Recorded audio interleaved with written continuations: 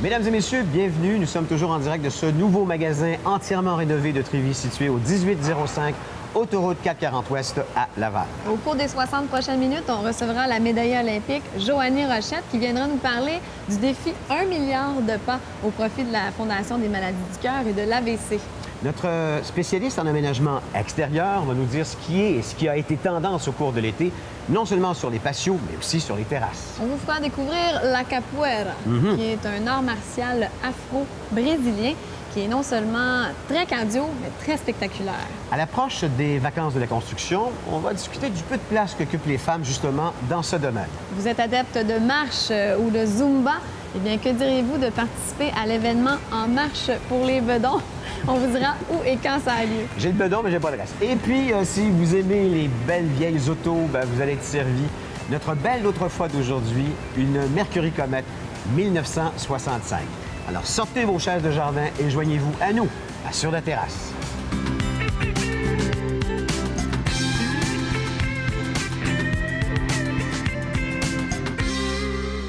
Grâce à lui, on sait tout ce qui se passe et tout ce qui se brasse. C'est notre journaliste à l'œil de lynx de l'Écho de Laval, Ghislain Plourde. Bonjour, Ghislain. Bonjour, Éric. C'est notre dernière aujourd'hui. Oui. 3 nouvelles jusqu'à l'automne prochain. D'abord, la première des 3, c'est 300 000 en frais de représentation pour la Ville de Laval à la commission Charbonneau. Effectivement, mais la facture aurait pu être beaucoup plus importante puisque quelques jours, juste avant le déclenchement de la commission Charbonneau, à l'automne 2012, les élus, en fait, l'exécutif de l'ancienne administration de Gilles Vaillancourt s'était voté un budget de 500 000 un demi-million en frais de représentation. On était tout de même assez large, mais étant donné que c'était en approche de cette commission, on savait que c'était pour, justement, Viser les intérêts de Ville de Laval et des élus. Donc, près de 300 000, une facture totale de 294 546 facturée par la firme Bélanger-Lontin qui a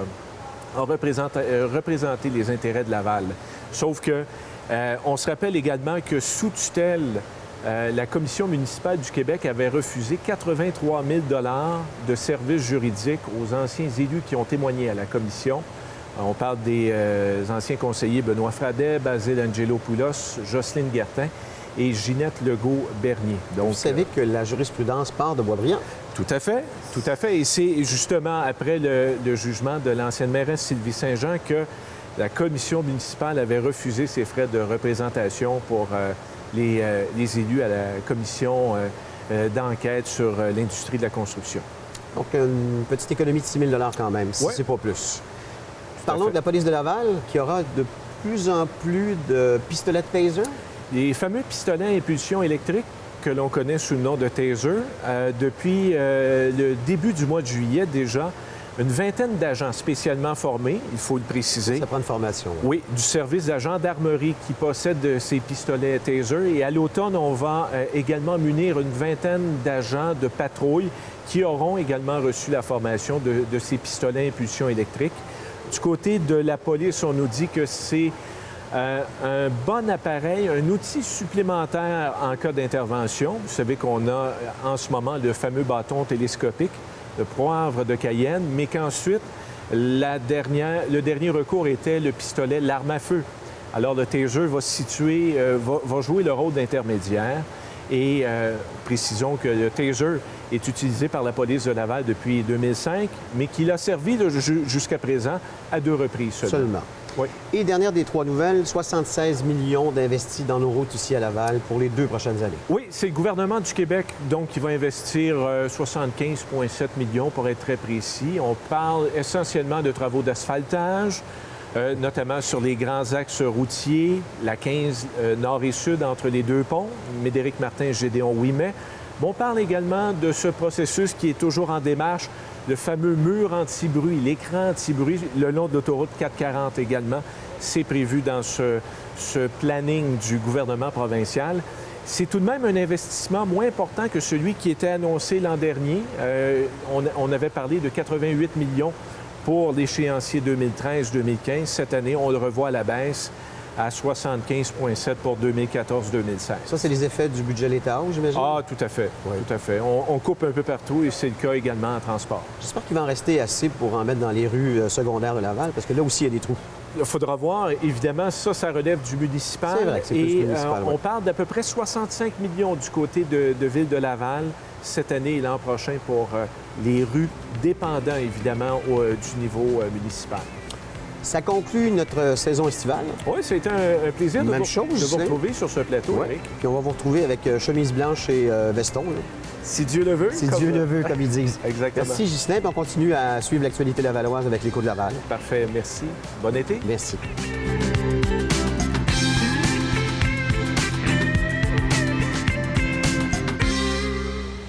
Roberta Arguello nous parle cette semaine d'un art martial dont j'ai jamais entendu parler de ma vie et je suis même pas certaine, Roberta, si je le prononce comme il faut. La capoeira. Je pense que oui. Moi, je parle pas portugais, mais moi, en espagnol, je vais prononcer la capoeira. La même chose que Bon, toi. tu vois, c'est correct. Fait que je suis Excellent. allée l'essayer. Oui? Et j'ai aussi interviewé la directrice de l'école Équipe Capoeira Arte Guerriera. Et je peux te dire, oui, c'était impressionnant. Quand je suis arrivée, il y avait les enfants. En fin de compte, il y avait le cours d'enfants avant que moi, je fasse le cours d'essai. Et bon, est-ce que tu sais d'où ça vient, la capoeira? Ben, c'est du Brésil, si je me trompe Exactement. En pas. fin de compte, ça a été créé par les esclaves africains au Brésil qui, donc, pour les aider à se libérer de leurs maîtres dans les plantations de sucre et de tabac, donc, qui ont créé la capoeira, qui est, comme tu l'as dit, un art martial dissimulé en danse folklorique lors de rassemblements religieux, car les esclaves n'avaient pas le droit de pratiquer les luttes traditionnelles africaines. C'est ça, donc c'était Exact. assez C'est pour ça que ça a clandestin. l'air d'une danse, mais en même temps, c'est un art martial. On Ça a peut été se défendre illégal. avec ça. C'était illégal pendant un temps, là, c'est le revenu.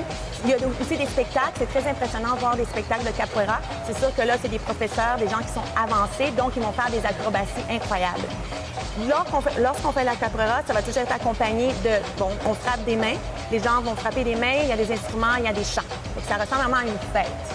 Tout le monde peut faire du capoeira, les hommes, les femmes, et on peut commencer à partir de l'âge de 4 ans. C'est impressionnant de voir des enfants Des pouvoir enfants, le faire faire. ça parce que c'est difficile. Et dans la vidéo, vous allez le voir, là, il y a des enfants, il y a des adultes, il y a des enfants avec des adultes. C'est très impressionnant. Et on va faire du capoeira, mais donc pour améliorer sa force musculaire, la flexibilité, la coordination aussi, la prise de conscience de ton corps dans l'espace, mais aussi également pour le respect, la discipline, le contrôle, l'expression de soi et bien sûr le travail et l'esprit d'équipe. C'est ça qui est intéressant parce que Oui. c'est pas seulement de battre un adversaire, Non. c'est comme un jeu, un C'est échange exactement. c'est fluide, c'est tellement beau. Mais c'est une danse en même temps, mais c'est un jeu en fait. On a dit jouer la capoeira. Et là, c'est donc le cours, là, comment ça se passe. En premier, c'est un échauffement, ça dure 1 heure, mais bien sûr, le professeur est souvent très généreux de son temps, ça peut dépasser. On commence par un échauffement, la course sprint. Par la suite, le professeur va nous montrer donc des kicks, des coups de pied, des figures un peu comme la njinga. Ça, vous allez voir dans la vidéo, c'est le pas de base qui ressemble beaucoup à un pas de danse. Et après, on apprend des coups de pied. On apprend à esquiver les coups, bien sûr, la esquivas, armada de costa, armada de frente. Ça, c'est des coups de pied. Hein, c'est beau quand tu le dis. c'est coup de pied devant, coup de pied de côté. Et par la suite, donc, on peut le pratiquer 2 par 2. Et à la fin, j'ai dû le faire en plus, moi-même, c'était mon cours d'essai, c'est qu'on se met en una roda. C'est un Una rond. roda. Una roda, exactement. En cercle, le monde tape des mains. Donc, on frappe des mains, il chante, et on a de la musique. Et là, tu vas 2 par 2 montrer tes kicks que tu as appris. Et aussi, donc, un donne un kick, l'autre va l'esquiver. Et c'est comme ça qu'on fait. Et j'ai dû le faire en plus. C'est très festif en C'est même très temps. festif. c'est Mais il faut un encourageant. uniforme, en fin de compte, pour faire la capoeira. C'est sûr que quand tu vas pour le cours d'essai, tu n'en as pas besoin. Tu peux aller en t-shirt, camisole et tu peux en short. Mais après, c'est l'uniforme. C'est un pantalon blanc. Vous avez une camisole ou t-shirt de l'école aussi. Et vous allez avoir une corde autour de la taille qui est blanche au début. Et plus que vous avancez dans les niveaux, elle va devenir de couleurs différentes. Un peu comme le vert. karaté. Exactement. Et rendu à un certain niveau, est-ce qu'on peut vraiment se servir de la capoeira pour se battre? Oui, tu Vraiment peux pour parce se que c'est un art défendre, martial. c'est ça. Oui, oui. Quand vous allez voir dans la vidéo, c'est assez impressionnant les coups de pied qu'ils peuvent donner. Mais c'est sûr que là, les gens ils vont le faire, comme je vous ai dit, pour d'autres raisons. Mais c'est aussi, les gens vont voir beaucoup de spectacles de capoeira parce que ça se passe un peu partout, à Laval, à Montréal. Donc, c'est vraiment intéressant. Là. c'est très spectaculaire. Ça fait pas si longtemps que c'est connu ici. Quand même, là, je pourrais pas dire combien de temps, mais ça a commencé à Montréal, à Laval, il y a eu plusieurs écoles aussi. Et rappelle-nous où tu as été faire ton cours. Oui, donc je veux remercier l'école Équipe Capoeira Arte Guerrillera. J'ai vraiment adoré faire le cours. Et si vous voulez plus d'informations sur les prix, les horaires, ça va être sur leur site écolecapoeiralaval.com. Écolecapoeiralaval.com. Il y en a aussi à Montréal et ça commence à être de plus en plus populaire. J'ai vu une vidéo de Jean-Luc Brassard sur Internet qui parlait de ça justement, qui pratiquait cet art-là. Donc, ça devient de plus en plus dans le vent. Bien, merci beaucoup, Roberta, c'était fort intéressant. Et puis, on se revoit en septembre? Oui, j'espère. Excellent, merci.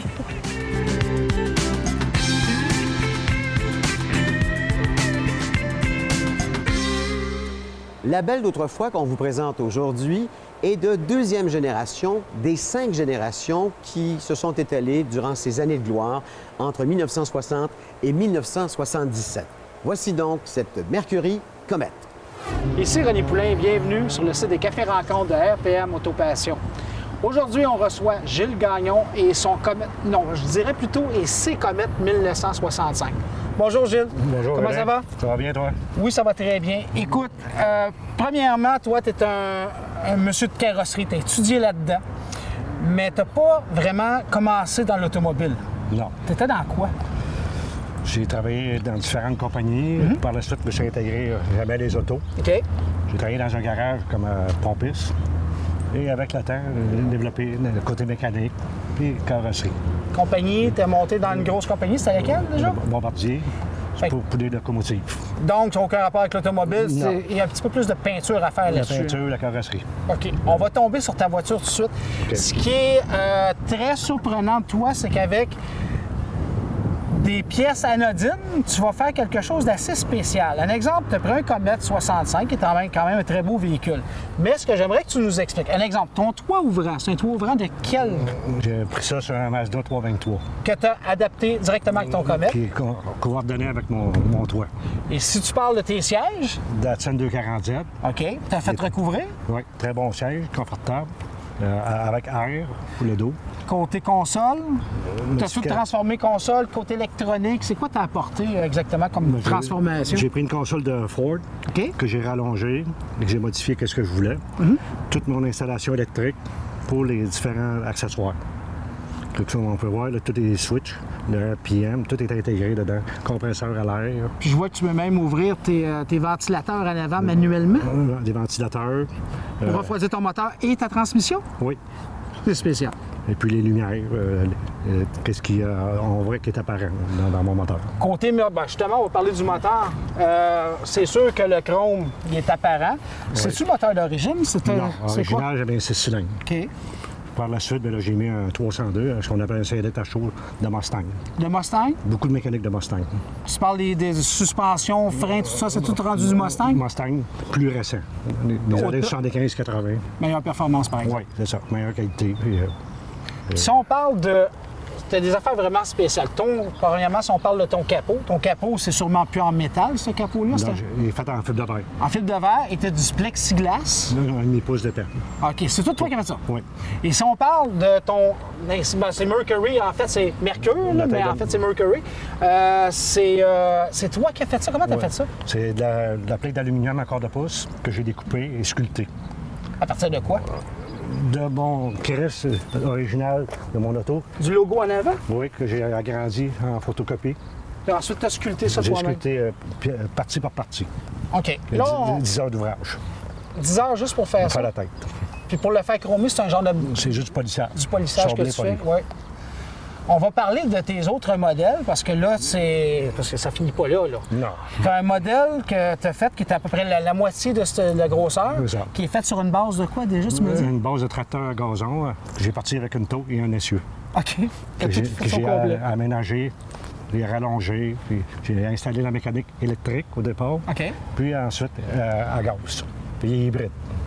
Et ensuite, on voit, parce que là, tu as un modèle à peu près, dans tes autres modèles là-bas, on voit que tu as le modèle 1.18, mais ça, c'est des modèles plus de die-cast qu'on appelle. Oui. Tu as un modèle à essence, si je ne me trompe pas. Oui, un Un Bigfoot. Bigfoot. Oui. que tu as adapté aussi avec tes carrosseries. Oui. Tu as un autre modèle qui est un petit peu plus gros. Ça, c'est sur une base d'un véhicule que tu as acheté dans... Un téléguidé, j'ai pris un PT Cruiser, OK. mais c'est toutes les mêmes mécaniques. Quand il se vendait à peu près dans les années 2000, le PT Cruiser Oui. qui était ça de long à peu près. C'est ça. OK. Puis à partir du pare-brise, puis de la base que j'ai gardée, j'ai fait mon auto. Fait que Pièce par pièce. pièce par pièce. En fibre de verre, le body sont en fibre de verre. Question piège. C'est quoi ton prochain projet? J'aimerais ça en faire un autre, mais prendre la grosseur d'un quart de golf. Le même À modèle. essence, à électrique ou... Peu importe. peu importe. Peu importe. Mais faire le même modèle, mais en quart de golf. On peut te voir partout au Québec. Tu vas faire la tournée des événements automobiles, bien entendu. Pas partout, là, mais aux On va te reconnaître de toute façon. Oui. Hey Gilles, je te remercie beaucoup d'être venu nous présenter ça. Ça me fait plaisir, Merci. allez. Et nous, on se dit à la prochaine avec un autre fanatique.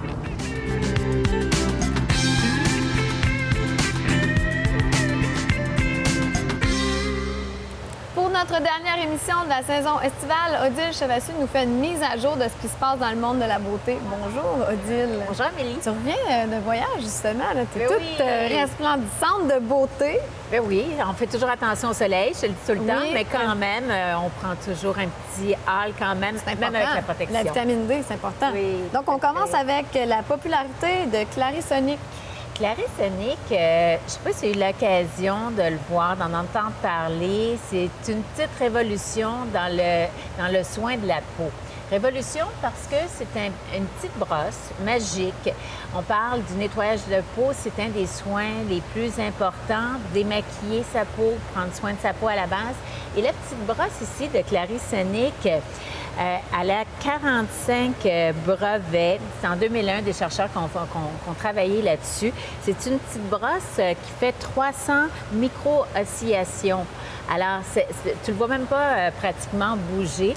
En 1 minute, ça nettoie ta peau 6 fois plus que ton démaquillage et ton nettoyage régulier. Je connaissais pas ça. Moi, j'utilise une brosse, mais en le faisant soi-même, c'est pas pareil comme, Non, pas du tout. Comme ça. Non, c'est ça. Puis tu vois, elle le fait, tu la pars, tu fais 20 secondes le front, le nez, les joues. Alors, en 1 minute, elle te bip à chaque 20 secondes, tu changes de région. C'est très, très facile à utiliser. Wow!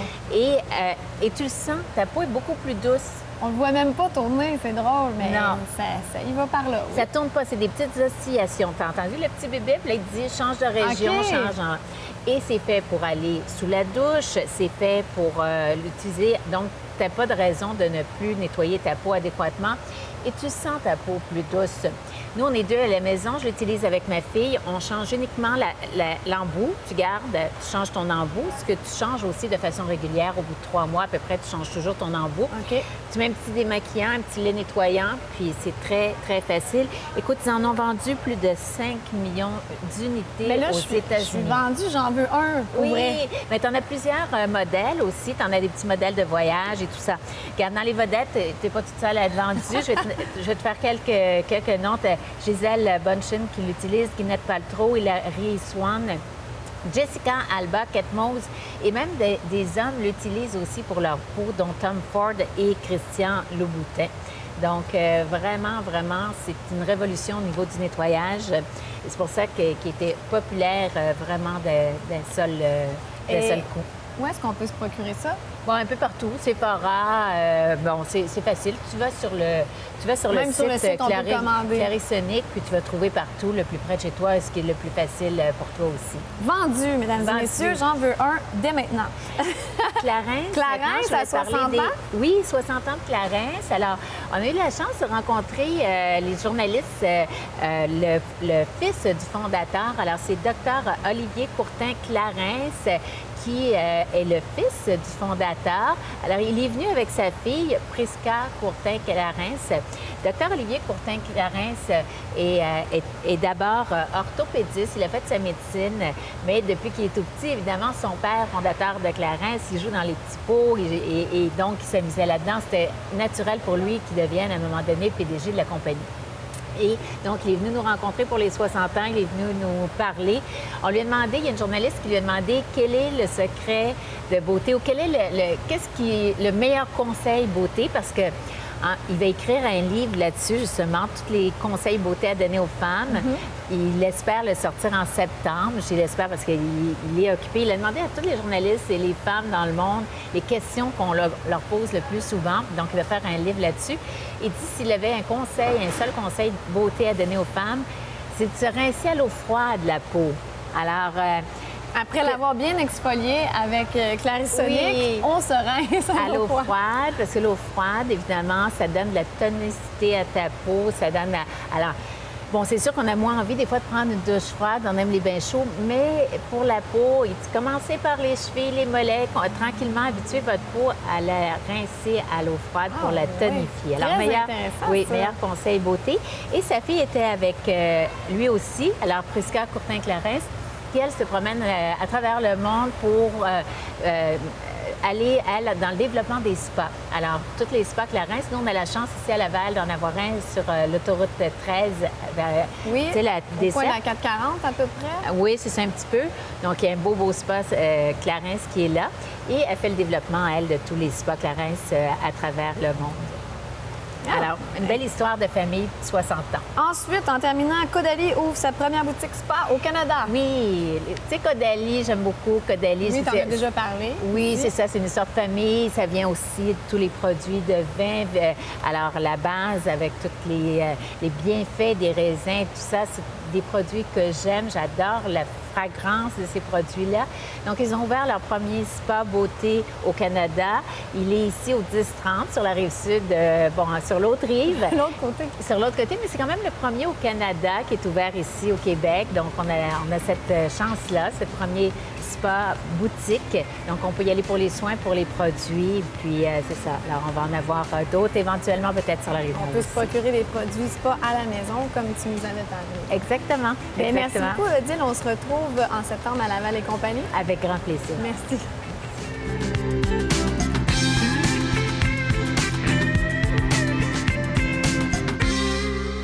Vous connaissez sûrement l'expression qui dit que le gazon est toujours plus vert chez le voisin. Bien, c'est de moins en moins vrai, puisque de nos jours, le voisin avec le gazon vert, c'est nous autres, parce qu'on se fait de plus en plus des cours arrière qui sont vraiment des oasis de détente. D'ailleurs, notre prochain invité est spécialiste en aménagement extérieur.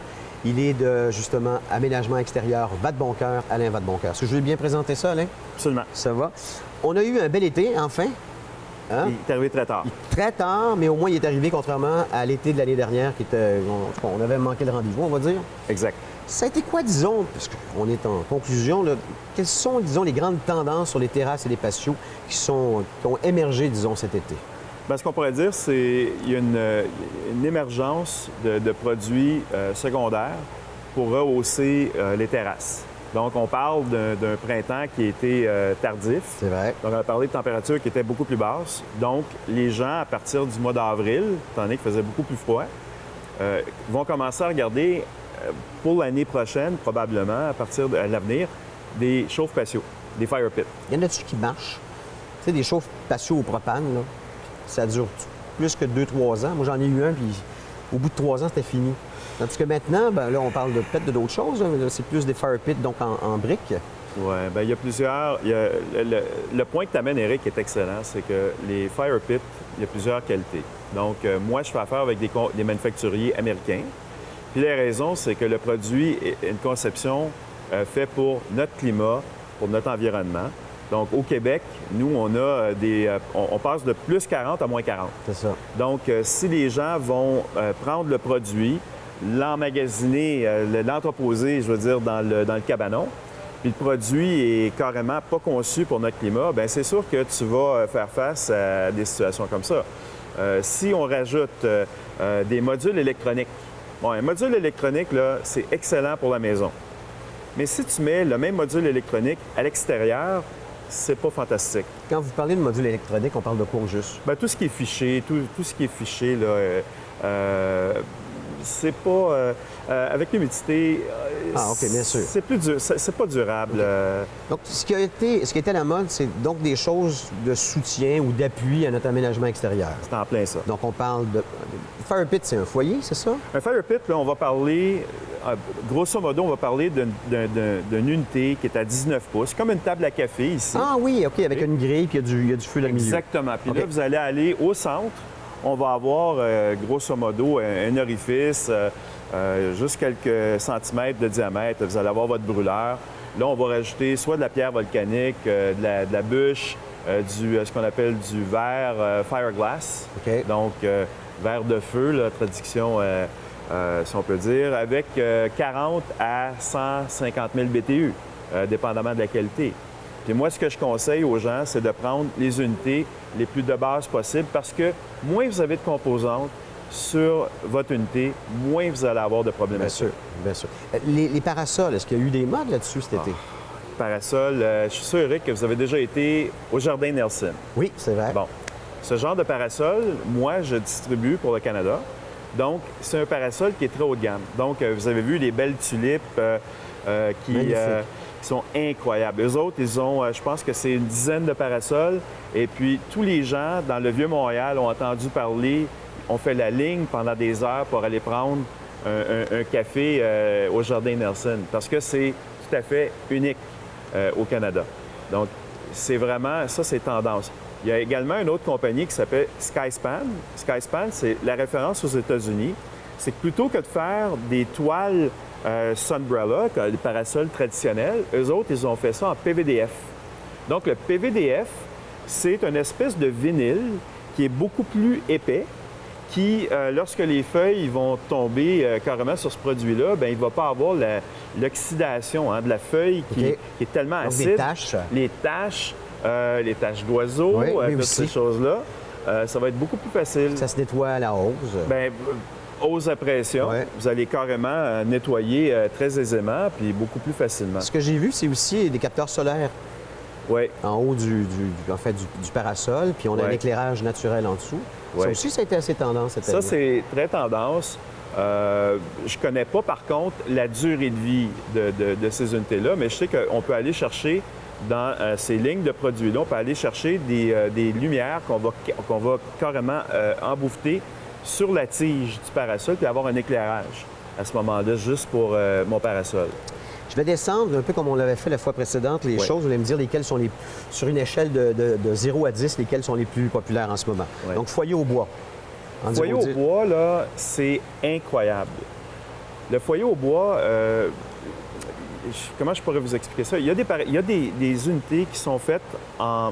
On a une ligne qui est faite en acier recyclé de conteneurs de train. C'est très massif. Ça pèse en moyenne, c'est 90 cm de diamètre. Et puis, eux autres, ce qu'ils font, c'est qu'ils prennent la pièce, ils vont la remodeler. Puis ça, on va parler d'un gros 9 en termes de popularité. Si vous êtes en milieu urbain, le même foyer, on va le convertir au gaz. Puisque les gens veulent avoir, il y a des formes là-dedans. Donc, quand la flamme est illuminée, on voit exactement la forme, admettons, soit d'un chien, d'un chevreuil. C'est extraordinaire. OK, je descends rapidement les autres. Foyer au gaz. Foyer au gaz, on dirait un 7. 7. Four à pizza. Four à pizza, très tendance, ça va devenir un 10 à partir de l'année prochaine. Un barbecue. C'est-tu encore tendance? Barbecue, le gaz, oui. en perte de vitesse, on s'en va vers le charbon. Charbon, un 10. Un 10. Et puis le fumoir. Le fumoir, un 14. Un 14? Absolument. Si vous voulez avoir plus de détails, parce que monsieur est vraiment un spécialiste, comme vous l'avez entendu, pour information, consultation, réalisation extérieure, va de bon cœur, numéro de téléphone, vous le voyez au bas de l'écran, 514-258-5128, 514-258-5128 ou cuisineextérieure.ca. Merci d'avoir été notre partenaire pendant cette saison, Alain. Merci beaucoup, Éric. Au plaisir d'une prochaine. Merci beaucoup.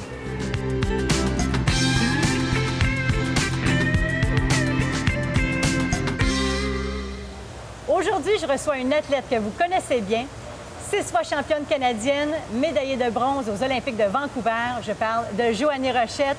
Bonjour, Joanie. Bonjour, Nancy.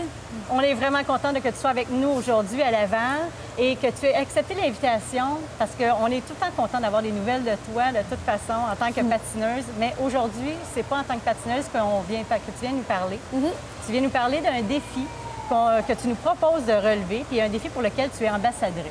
Oui, un défi pour encourager les gens partout à travers le pays à marcher davantage.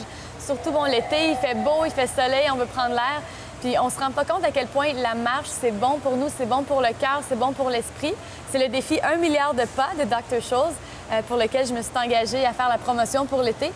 Parce que je trouve ça important, surtout avec le décès de ma mère en 2010, qui est décédée d'une crise cardiaque, parce que justement, elle faisait peut-être pas assez d'activité physique.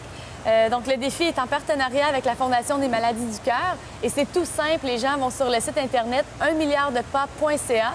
Les gens peuvent s'inscrire. Ensuite, on remplit un petit questionnaire pour savoir un peu c'est quoi notre niveau de forme physique.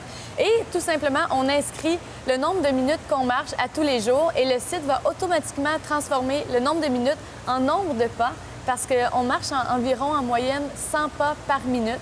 Donc, par exemple, si je marche 30 minutes par jour, le site va inscrire 3000 pas. Et ça va additionner mes pas tout au long de l'été. Le défi dure 4 semaines. Mais bon, c'est un début. C'est seulement pour encourager les gens à commencer à marcher. C'est ça. Moi, quand j'ai entendu parler de ça la première fois, je me suis dit, j'ai vraiment envie d'en parler parce que justement, c'est une activité qui est facile. Comme tu dis, c'est beau, c'est l'été, c'est le temps de marcher. Puis, c'est accessible à tout le monde. Des fois, on n'a pas le budget pour s'inscrire dans un cours. Des fois, c'est l'horaire qui est compliqué. Puis marcher, bien, c'est facile. Il n'y a rien de plus facile. Puis moi, je me suis inscrite moi aussi. Okay. J'ai dit au début, je vais voir qu'est-ce que ça a l'air. Puis finalement, je me suis fait prendre un petit peu au jeu. Je suis là-dedans. Puis là, finalement, c'est motivant. Je trouve ça vraiment agréable comme programme parce que c'est simple. C'est vrai, sur le site Internet, quand on s'inscrit, on peut voir des blocs à chacune des journées. On le voit chacune des jours et on peut ajouter nos minutes à partir de 10 minutes, 20 minutes, 15 minutes, 60 minutes. Oui, et des fois, on peut commencer, ça peut être seulement qu'un 10 minutes par jour, un 20 minutes. Ça fait vraiment une différence, surtout quand on a été sédentaire tout l'hiver. Là, le fait de sortir, marcher, ça a vraiment un gros impact sur notre santé. Et ce qui est le fun aussi, c'est que c'est motivant. On sait qu'on va aller inscrire notre nombre de pas. Et le site, on peut le partager avec tous nos amis sur Facebook. Donc, quand on sait que nos amis le voient, on veut vraiment faire notre nombre de pas. Et le site va nous donner des conseils, des trucs à chaque semaine pour justement arriver à notre objectif de faire, par exemple, 30 minutes de marche par jour. Ça peut être de stationner à la voiture un petit peu plus loin du bureau pour marcher. Ça peut être de prendre les escaliers au lieu de marcher. Donc, il y a une foule de conseils comme ça qui est donnée par Dr. Scholl's pour marcher. Puis en plus, on peut te suivre dessus. Parce que moi, c'est ce que j'aime aussi. Là, j'inscris mes minutes. Et là, je fais « Oh, Joanie a marché aujourd'hui. Et moi, j'ai pas marché encore. » Fait que je suis portée à vouloir y aller. Ce qui est le fun, c'est que ça dure assez longtemps pour nous donner l'habitude de marcher un petit peu plus souvent. Parce que là, des fois, je me disais, hey, Joanie, il faut que tu marches, moi aussi. Puis là, je pense le soir, je dis, j'ai pas marché. On est porté à l'ajouter ça. Puis ce qui est le fun, c'est qu'au bout de la ligne, on voit notre pourcentage de notre défi sur 4 semaines, sur notre objectif. Ouais, Et tous les pas s'additionnent aussi au cours du défi. Donc, pendant un mois, on peut voir notre évolution. Et je pense que c'est juste vraiment un début pour encourager les gens à débuter la marche. Et le fait de l'écrire à tous les jours, comme tu l'as dit, c'est vraiment très motivant. Moi, des fois, je me dis, ah non, je dois écrire sur mon site que j'ai marché, mais il faut que j'aille le faire. Il faut vraiment qu'on se prenne en main. Mais surtout, l'été, c'est bon pour la forme physique, mais c'est tellement bon pour l'esprit aussi quand on marche. On a le temps de se vider un peu la pensée. Oui, parce que ça a plein d'effets, ça a plein de bienfaits. Mais je me demandais, est-ce qu'on doit marcher 15 minutes, 30 minutes? C'est quoi le temps qu'on devrait marcher? Peut-être le minimum par semaine. C'est vraiment différent pour chaque personne. Si je pense à ma mère, après 10 minutes, elle était fatiguée. Donc, c'est sûr qu'il faut écouter son corps, il faut commencer doucement. Il ne faut pas commencer en trompe, faire un 60 minutes. Ensuite, les autres jours, être fatigué, puis on n'a plus le goût de le faire. Donc, il faut vraiment que ça soit incorporé à notre mode de vie. Okay. C'est peut-être un peu plus facile quand on habite en ville, près de tout, comme je fais mon épicerie à pied, je vais prendre le transport en commun. Quand on habite un peu plus en banlieue, peut-être de stationner la voiture plus loin, c'est un bon truc pour se rendre au bureau, pas justement stationner directement devant la porte, peut-être quelques coins de rue plus loin, donc ça nous fait marcher. J'imagine qu'il faut qu'on y mette une intensité aussi, là. C'est pas une petite marche de magasinage, puis on dit être dans la vitrine, il faut quand même avoir une bonne intensité. C'est vraiment pour que ce soit accessible à tout le monde. C'est sûr que moi, quand je marche, j'ai un bon Oui, c'est ça, j'allais dire. pas. Toi, te suivre, ça doit être un peu difficile parce que, écoute, t'es en forme, là. Bien, j'ai pas des grandes jambes. Les gens pensent que je suis bien grande, mais je mesure 5 pieds 2, fait que je marche pas si vite que ça. Mais pour mon gabarit, oui, j'aime ça marcher un pas rapide. Mais ça peut, par exemple, être seulement d'aller faire du magasinage. Oui, ça compte. Moi, quand je magasine, des fois, je vais juste voir d'une vitrine à l'autre qu'est-ce qu'il y a de nouveau dans les magasins. Puis on se rend pas compte qu'on a marché 1 heure parce qu'on s'amuse en le faisant. Okay. Ou le fait d'amener une amie après le souper, dire on va aller prendre une marche ensemble pour mieux digérer. Tu mélanges le côté social au côté physique aussi, puis c'est ça qui est le fun avec la marche. Les impacts sont pas aussi violents qu'avec la course. Je me souviens, quand je courais, quand je m'entraînais, j'avais beaucoup de problèmes de genoux, des problèmes de cheville. Donc, la marche est accessible. Ça prend une bonne paire de souliers, des bonnes semelles Dr. Scholl's pour aller absorber les chocs. Mais sinon, parce que ça tout le nous monde aide à peut le marcher faire. plus longtemps. Si on est bien chaussé, Oui. on n'a pas mal aux pieds, on va être porté à marcher plus longtemps. Exactement. Si on est mal chaussé, on n'a pas le goût de marcher. Si on est des maux de pied, on n'a vraiment pas le goût. Et puis juste pour terminer, parce qu'on est content de te voir avec nous, qu'est-ce que tu fais maintenant? Parce qu'on veut, en tant que patineuse, est-ce que tu t'entraînes encore? Je m'entraîne toujours, je fais des spectacles. C'est sûr qu'il n'y en a pas beaucoup au Québec. Bon, heureusement, cette année, on est venu au Centre Bell pour Stars on Ice, mais ça faisait 4 ans qu'on n'était pas venu. Cet été, il y a beaucoup de spectacles en Asie. Je m'en vais en Chine dans quelques semaines. OK. Mais sinon, c'est sûr que l'été, c'est la saison un peu plus tranquille côté patinage. Donc, je suis au Québec, j'en profite, je marche. J'essaie de prendre un petit peu de soleil parce que je manque un petit peu de bronzage. J'ai passé tout mon hiver à l'intérieur, mais oui, je profite de Montréal pour l'été. Puis là, en attendant, mais on te suit sur le site de 1milliard-de-pas.ca. Exactement. On suit ta progression de ton défi. Oui. On s'inscrit. Alors, On s'inscrit, on marche. C'est bon pour notre cœur, c'est bon pour appuyer Joanie, c'est bon pour la Fondation des maladies du cœur. Alors, on s'inscrit. Merci beaucoup, Joanie. Merci, Nancy.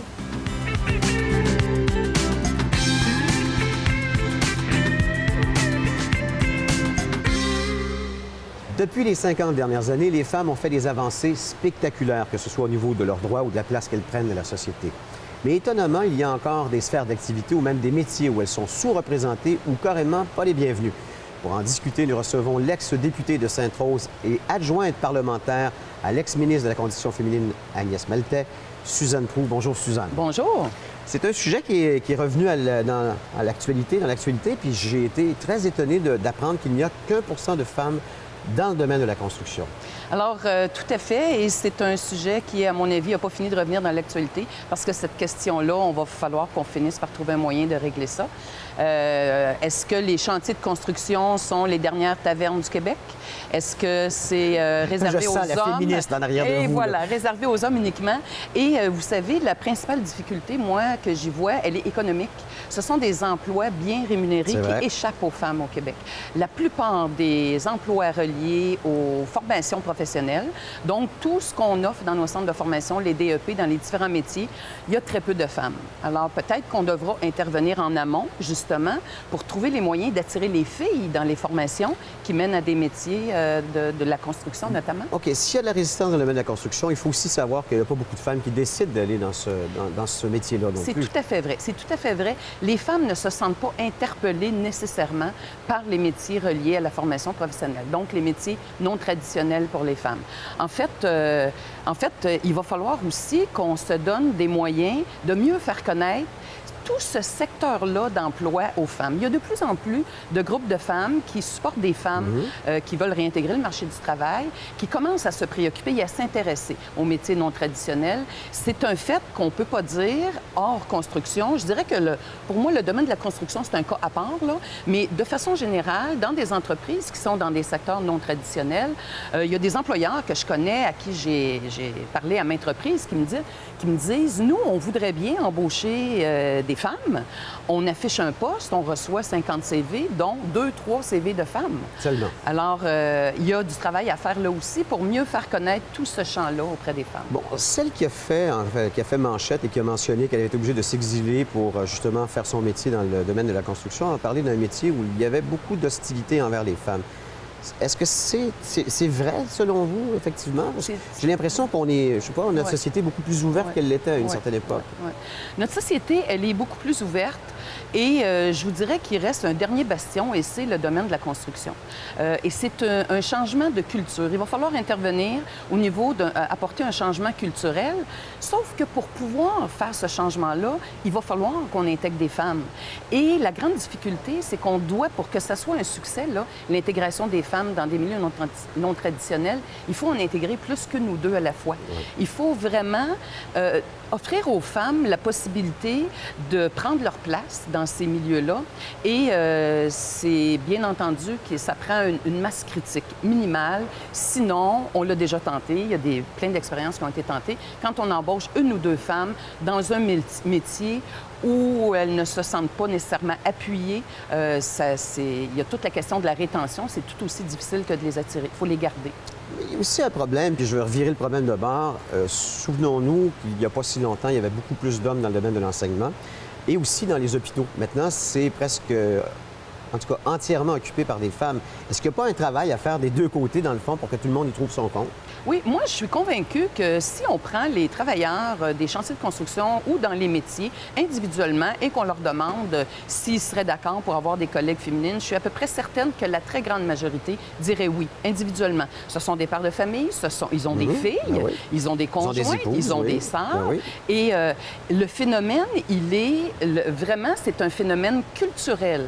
Dans un milieu de travail... C'est un monde de gars. C'est un monde de gars, c'est un monde d'hommes et il va falloir peut-être, moi j'irais jusqu'à dire qu'il va falloir que le gouvernement pense éventuellement à légiférer pour pouvoir renverser la vapeur. Donc le gouvernement encore.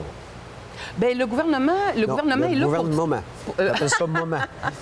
Le gouvernement. Oui. Non, mais pour se donner des lois pour permettre. Parce qu'à un moment donné, mais si on laisse... Il n'y a rien qui interdit quelqu'un d'avoir un poste dans la construction, peu importe son sexe en ce moment-là. Mais ce n'est pas normal que les femmes représentent 50 de la population et qu'elles ne soient présentes qu'à 1 sur les chantiers de construction, alors que vous savez très bien comme moi que c'est un mythe, ça, la force physique, là. Là où il y a des femmes qui ont intégré des métiers non traditionnels, les premiers contents sont les hommes parce qu'on a mis en place des mécanismes, on a organisé le travail de façon à ce que ça devienne souvent beaucoup plus facile et mieux pour la santé et sécurité au travail. N'empêche, écoutez, j'ai 2 de mes enfants qui travaillent en construction. Ça prend de la force physique qui est plus souvent associée à un homme qu'à une femme. Ça prend de la force physique pour certaines des tâches, pas pour toutes les tâches. Et vous savez, les hommes qui passent leur vie à forcer physiquement, est-ce que c'est bon pour leur santé aussi? Ils ont l'air de quoi à 50 ans, les travailleurs de la construction qui ont forcé de façon indue des années durant? Alors, c'est tout ça qu'il faut regarder aussi, les avantages et l'impact positif que la venue des femmes en construction pourra avoir sur les travailleurs masculins. On est-tu en train de chiquer de la guenille, vous puis moi, puis dans 10 ans, ça va être le même problème? Pour que ça ne soit pas le même problème dans 10 ans, on est rendu où il va falloir se donner des moyens un peu plus corsés, je pense. Donc, vous voyez des lois? Je vois éventuellement, je pense qu'on n'aura pas le choix, parce que si on laisse... Il y a plein de choses qui ont été tentées ces dernières années. Il y a des études, il y a des volontés, il y a des plans d'action qui se sont donnés, il y a des objectifs qui ont été fixés. Ça n'a pas bougé. Malheureusement, ça n'a pas bougé. Il y a 5 ans, c'était 1 on est encore à 1 Donc, il faudra légiférer pour qu'on incorpore 30 de main-d'œuvre féminine dans le domaine de la construction. Il faudra, je pense, à mon avis, se donner les moyens d'arriver à ouvrir une brèche pour pouvoir permettre la venue des femmes. En tout cas, vous venez de lancer la conversation pour les semaines à venir. Merci, Suzanne. Merci à vous. Au plaisir.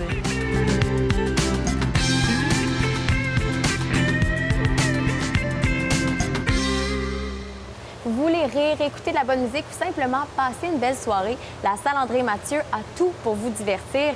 J'ai à mes côtés la coordonnatrice aux communications, Stéphanie Vandelac. Bonjour. Allô. Alors, je suis contente, on va parler de la programmation parce qu'elle est assez bien remplie. On est choyés quand même à Laval. Vraiment.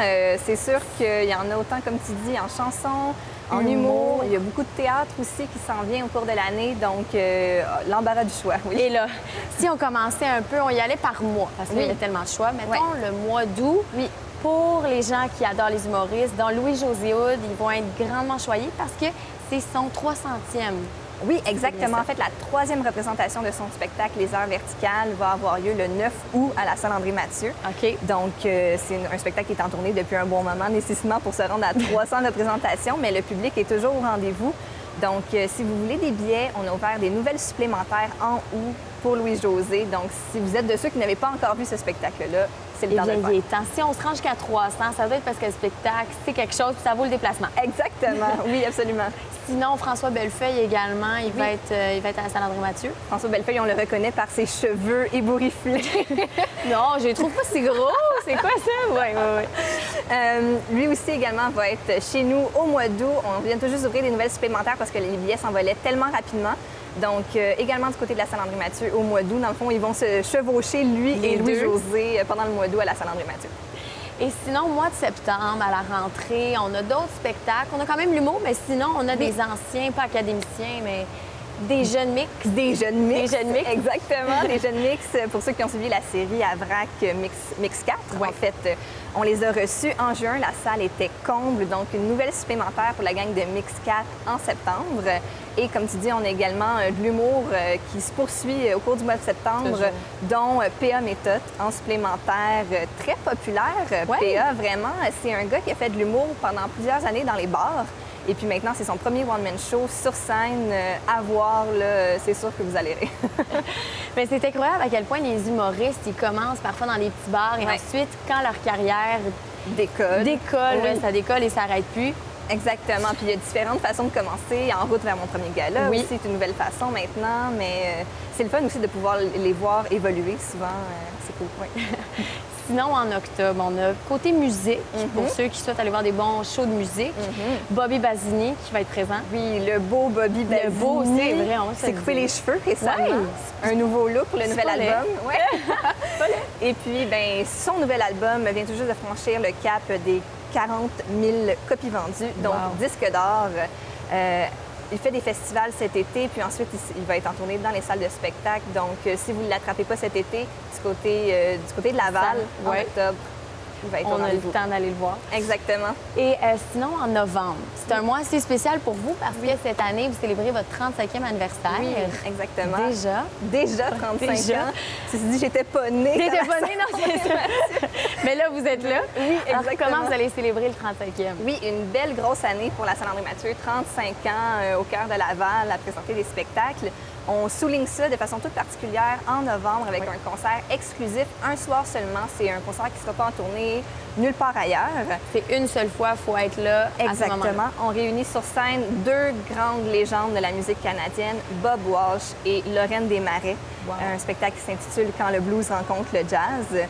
Donc, une soirée unique où ces deux talents-là vont être réunis sur scène en novembre. Donc, on a super hâte de les accueillir. C'est une soirée vraiment ne pas manquer pour les amateurs du genre, que ce soit jazz, que ce soit blues, que ce soit les deux. C'est la soirée qu'il ne faut pas manquer. Une harmonie incroyable, oui, exactement. Puis on souligne 35 ans. Donc, avec ces artistes-là, on est très choyés de les accueillir chez nous. Et si on va aller voir un spectacle, où peut-on se procurer des billets? Parce que à la billetterie de la Salle André-Mathieu, donc la Salle André-Mathieu est située où est situé le Collège Montmorency, donc 475 boulevard de l'Avenir, directement en face du métro Montmorency. On peut aussi appeler à la billetterie 450-667-2040 ou le salenandrémathieu.com. Et si également on veut voir la programmation complète pour choisir nos petits spectacles, parce que vous avez l'embarras du choix, on se rend sur votre site Internet? Exactement. On peut également s'abonner à l'infolette pour être sûr de rester à l'affût de toutes les nouveautés.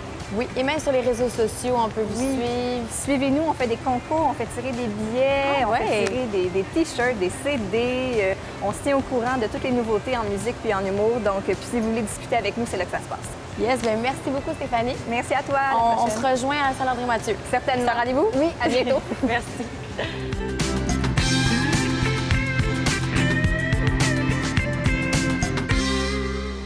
Tout a commencé avec une roulotte et deux piscines hors terre sur le bord du boulevard Labelle il y a de cela 42 ans.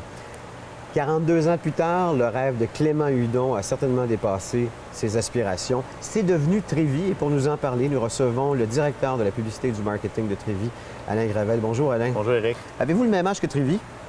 Ou à peu près? Merci. Je vais vous rajeunir d'un coup, moi. Non, mais là, je tourne 50 cette année, la semaine prochaine. Okay. Et grand-papa en même temps. Ben voyons donc, si jeune. Bon, ben je viens de faire un beau compliment en partant.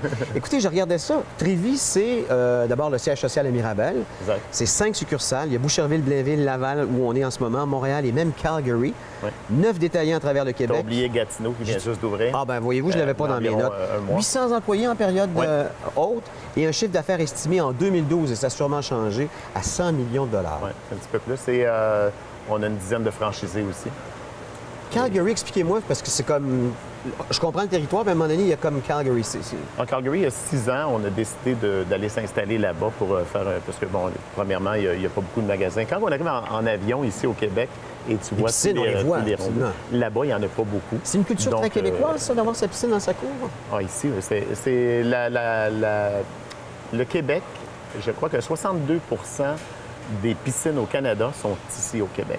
Voyons donc. On est vraiment fervent de passer des belles étés dans nos courses. Et c'est un marché en pleine expansion. Exact, oui. Non seulement la piscine, mais les pavillons outdooring que vous avez initiés, je pense que c'était en 2011. Oui, d'ailleurs, qui est une innovation, Trévis. Le mot outdooring, c'est vous qui l'avez trouvé? Oui, puis c'est peut-être prendre 2 minutes pour raconter. Et c'est une anecdote que j'aime bien raconter parce qu'il y a environ exactement 3-4 ans, on était au mois de septembre et parce qu'anciennement, les gens achetaient des pavillons pour mettre sur leur gazebo. pour s'abriter du froid, des intempéries, du des vent, insectes, des regards des regards aussi. Donc, les gens achetaient ça pour mettre sur leur gazebo, et sur leur spa. Et je vous dirais qu'un client sur 2, un client sur 3 achetait un pavillon. Et on arrive au mois de septembre, puis il nous reste, on regarde dans l'entrepôt, puis M. Hudon, justement, passe dans mon bureau, puis il me dit, Alain, il reste, tu étais voir dans l'entrepôt, je pense qu'il en reste 400. Il dit, il faudrait trouver une solution, une idée pour sortir. Mais rendu au mois de septembre, on n'annonce plus beaucoup, on fait plus beaucoup de publicité.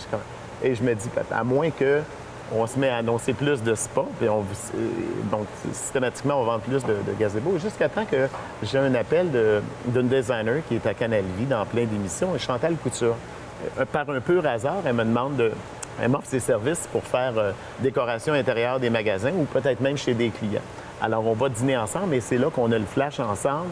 Pourquoi pas faire des petites cabanes décorées avec des meubles que les gens peuvent vivre à l'extérieur.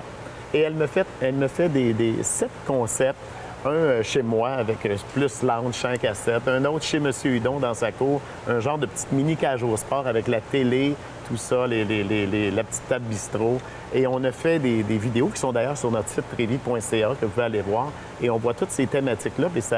Et on a gardé tout ce matériel-là pour le mois de mars, pour lancer au Salon de l'habitation la mode du outdooring. Mais on n'avait pas trouvé le mot.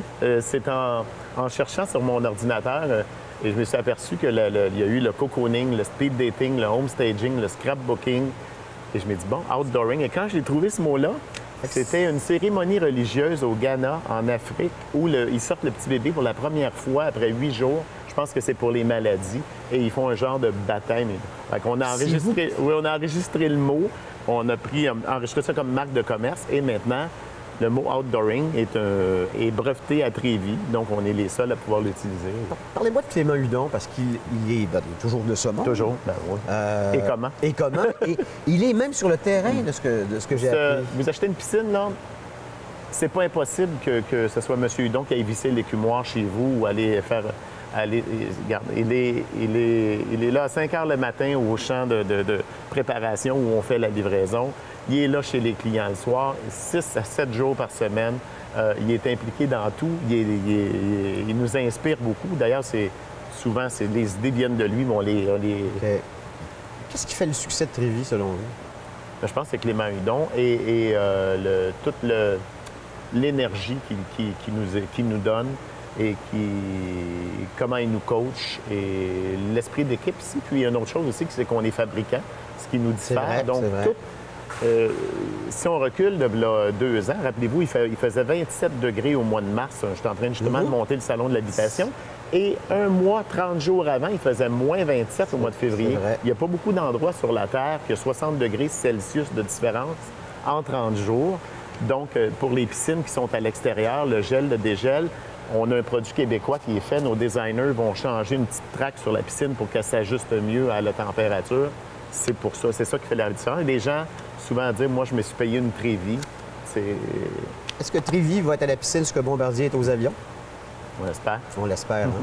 Je veux vous remercier infiniment de la part de toute l'équipe, bien sûr, de l'émission Sur la terrasse, de nous avoir accueillis de façon si généreuse. Dans tout nouveau magasin. C'est absolument merveilleux. Vous avez investi combien dans ce magasin-là, justement?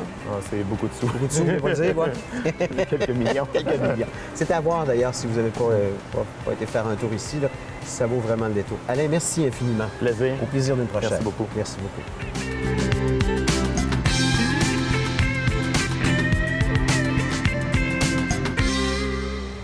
Samedi, le 23 août prochain, se tiendra la 3e édition de l'activité En marche pour les Bedons 2014, toujours au Centre de la nature de Laval. Pour nous en parler, on reçoit Mme Lisanne Grégoire, directrice générale de Mieux-être à Laval. Bonjour, Mme Grégoire. Bonjour. Bienvenue à Sur la terrasse. Bien, merci de m'inviter. Bien, écoutez, juste avant de parler de l'activité En marche pour les Bedons, j'aimerais ça que vous me précisiez, c'est quoi exactement la mission de Mieux-être à Laval?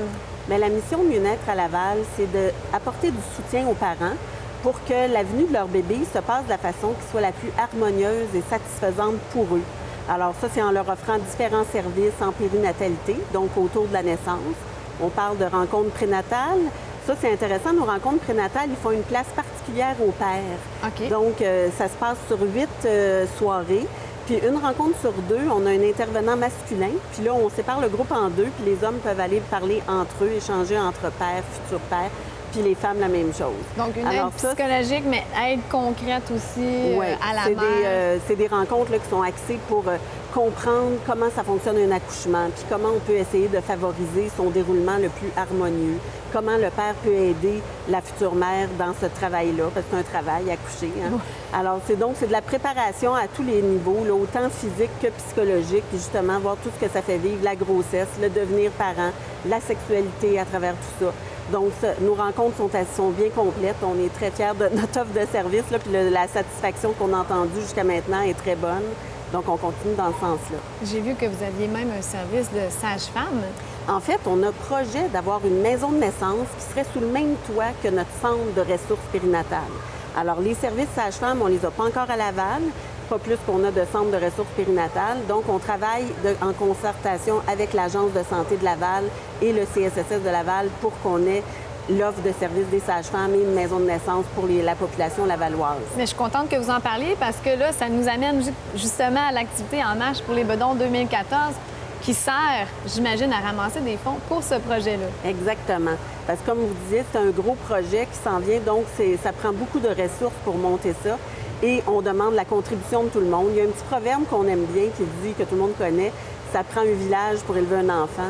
Mais ça nous interpelle sur le plan collectif, que c'est comme une responsabilité collective de voir à favoriser un meilleur accueil pour les bébés, puis à soutenir les parents, parce que c'est quand même une grosse job, comme on dit. Devenir parent, c'est exigeant. De nos jours, en plus. Oui, c'est ça. De conciliation, puis d'adaptation, tout ça. Alors donc, participer à notre activité En marche pour les bedons, c'est une manière de venir faire sa part pour soutenir les parents puis accéder à ces services-là à Laval. Mais c'est aussi une manière de venir s'amuser en famille. Oui, parce qu'il y a ça. Ben oui, il y a plein de belles activités. Il y a un rallye familial avec, c'est pas avec des petits obstacles, pas des obstacles, des épreuves, voilà, qu'on peut faire en famille. La course de 5 km, le jogging est à la mode en ce moment. C'est ça. Ce sont les deux activités centrales de notre activité de collecte de fonds. Alors, pour participer, les gens ils ont plusieurs options. On peut participer à la collecte de fonds de façon individuelle. À ce moment-là, on s'inscrit sur notre site Internet et puis là, on s'engage à ramasser une somme dans notre entourage, là, les amis, les collègues de travail, la famille, de 100 $. 100 c'est quand même pas excessif, ça se ramasse vraiment ça va bien. On peut aussi faire la collecte de fonds en équipe. À ce moment-là, on peut se mettre 5 à 10 personnes. Puis là, en groupe, on s'engage à ramasser 500 $. Fait que ça fait, si vous êtes 5, c'est le même engagement qu'individuellement. Si vous êtes plus, bien, c'est moins élevé comme mandat. Mais cette année, on pense qu'on va soutenir les équipes pour qu'ils puissent aller chercher encore plus d'argent parce qu'il va y avoir la possibilité de mettre chacun sa campagne personnelle En marche pour les bedons en ligne et d'aller récolter des fonds en utilisant leurs réseaux sociaux, Facebook et compagnie. Alors, on pense que ça va optimiser les campagnes, ça va faciliter le travail parce que les gens n'auront pas nécessairement besoin de faire un chèque envoyé par la poste ou de rencontrer nécessairement les gens à qui ils vont demander des sous. Donc, la journée d'activité, le samedi 23 août, en cas de pluie, remis le dimanche 24 août. Oui. Et il y a aussi une épluchette de blé d'Inde, des spectacles, plein de surprises à venir, il va avoir des activités de plein air. C'est vraiment conçu pour que toute la famille y trouve son compte. Donc, comme on parlait tout à l'heure, le rallye avec des épreuves ludiques, amusantes, qu'on peut faire avec les enfants de tous âges. On peut aussi, avec les épreuves, augmenter nos chances de gagner des prix de participation en ayant des coupons supplémentaires. Puis il y a la course de 5 km pour ceux qui préfèrent la course. Et puis il va y avoir beaucoup de kiosques sur place, d'informations, aussi des kiosques de nos commanditaires. Alors il va vraiment avoir beaucoup d'activités, comme vous disiez, l'épluchette de blé d'Inde, puis il va y avoir des surprises d'animation sur scène. Il va y avoir des activités comme du Zumba pour mettre un petit peu d'énergie dans tout ça. Bien, une belle journée en perspective. Vous pouvez aller voir le site internet www.mieuxnaître.org. Merci beaucoup, Mme Grégoire. Bien, merci à vous. Bien, merci à tous nos invités, nos chroniqueurs, notre équipe de réalisation et de production. D'ailleurs, vous verrez leur nom défiler à la fin de l'émission sur le générique. Cette émission de Sur la terrasse était la dernière pour la saison estivale 2014. On espère que vous avez eu autant de plaisir à nous regarder que nous, on a eu à l'animer. Absolument. Et puis, on veut remercier, bien sûr, les gens de Trévis, non seulement la direction, mais aussi les employés de nous avoir si gentiment et chaleureusement accueillis en leur mur de cette succursale de Trévis située au 1805, autoroute 440 Ouest à Laval. Alors, un gros coup de chapeau et merci encore. Oui, merci. Après quelques semaines de relâche, on sera de retour en ondes à la mi-septembre avec Laval et compagnie. Et d'ici là, au nom de toute l'équipe de TV Laval, on vous souhaite du beau et du bon temps sur votre terrasse. Merci, Amélie. Merci à Bonne toi, saison. Éric.